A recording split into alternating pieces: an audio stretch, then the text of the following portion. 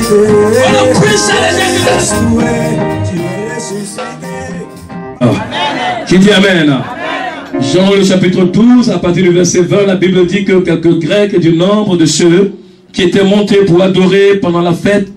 Le verset 21 s'adresse à Philippe de Bethsaïda en Galilée et lui dit avec instance: Seigneur, nous voudrions voir Jésus.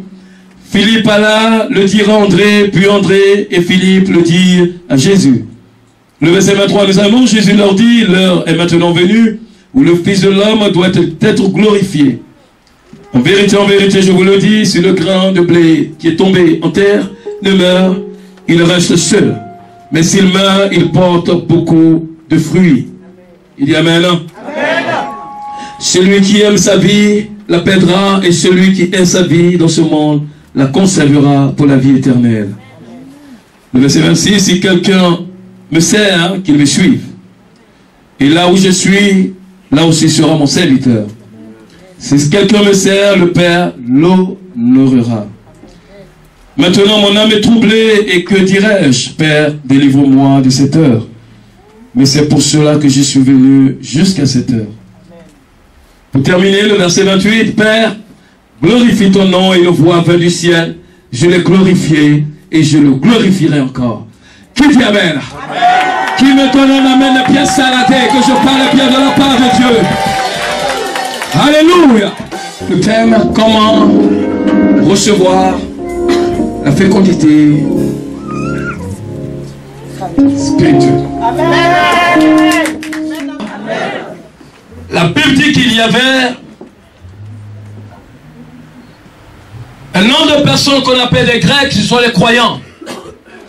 Alléluia. Amen.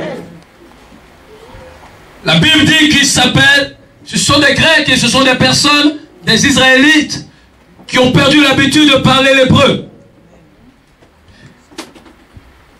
Laissez-moi vous dire que quand vous allez à l'étranger, la langue maternelle dans laquelle vous êtes né, vous l'oubliez parce que vous êtes dans un autre pays.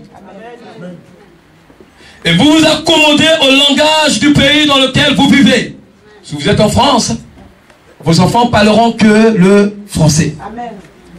Vous leur parlerez dans votre dialecte, ils entendront, mais ils vous répondront en français. Amen. Il est là de même au verset 20 que quelques Grecs du nombre de ceux qui étaient montés pour adorer pendant la fête, ce ne sont pas des étrangers, mais c'était des Israélites. Amen. Mais qui ne parlaient plus l'hébreu. Alléluia. Amen. Ils se sont adressés à Philippe, à André, et ils avaient un désir brûlant de connaître Jésus de Nazareth. Amen. Et dans cette demande, ils se sont approchés de ceux qui étaient proches de Jésus. Amen. Pendant qu'ils étaient proches de Jésus, Jésus avait une autre mission, et cette mission n'était pas celle de les rencontrer, mais d'obéir à la volonté de son Père. Il y avait une heure, et cette heure était importante pour que le Seigneur lui-même puisse, alléluia, amen, faire la volonté de son Père. Amen.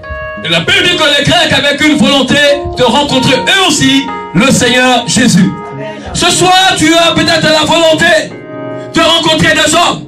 Peut-être tu as la volonté de faire ce qui te plaît. Mais ce soir, je veux te dire que Dieu t'appelle à une volonté. Et tant que tu n'as pas pris ta vie spirituelle au sérieux, tu as le comportement de la chair et non le comportement de l'esprit. Et c'est pourquoi l'ignorance nous emmène dans la volonté de la chair et la volonté de Dieu nous emmène dans la volonté de l'esprit. C'est pas tout le monde qui vient à l'église pour chercher la volonté de Dieu. Beaucoup viennent pour distraire. Beaucoup viennent pour jouer.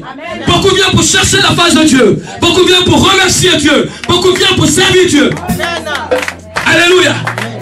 Et laissez-moi vous dire qu'il y a certains serviteurs de Dieu qui sont complexés. Mais s'il y a du désordre dans la maison, c'est toi, le père de famille. Je viendrai dans ton canapé et je ferai ce que je veux dans ta maison. Je ne pense pas que ton épouse pourrait être contente. L'église est l'épouse de Dieu. Ils étaient tous entourés parce qu'ils ont entendu parler de Jésus qui venait à Jérusalem. Parce qu'il avait déjà la victoire. Parce qu'il voulait entrer à Jérusalem avec la victoire. Ils savaient déjà qu'il était victorieux. Les gens se sont précipités. A dit, je veux une invitation. Je veux le voir. vrai. Tu as le Saint-Esprit et tu cherches les choses de la chair. Tu crois peut-être connaître le Saint-Esprit, mais tu es égaré. Tu cherches véritablement communier avec Dieu, mais le combat de la chair t'empêche d'adorer ton Dieu. Les problèmes de ce monde t'empêchent d'adorer ton Dieu. Les circonstances de ce monde t'empêchent d'adorer ton Dieu. Donc tu dis que ton Dieu est faible. Donc tu dis que ton Dieu n'est pas puissant. Mais je dis, Jésus-Christ est dans sa parole. Il n'est pas dans les hommes, mais il est dans sa parole.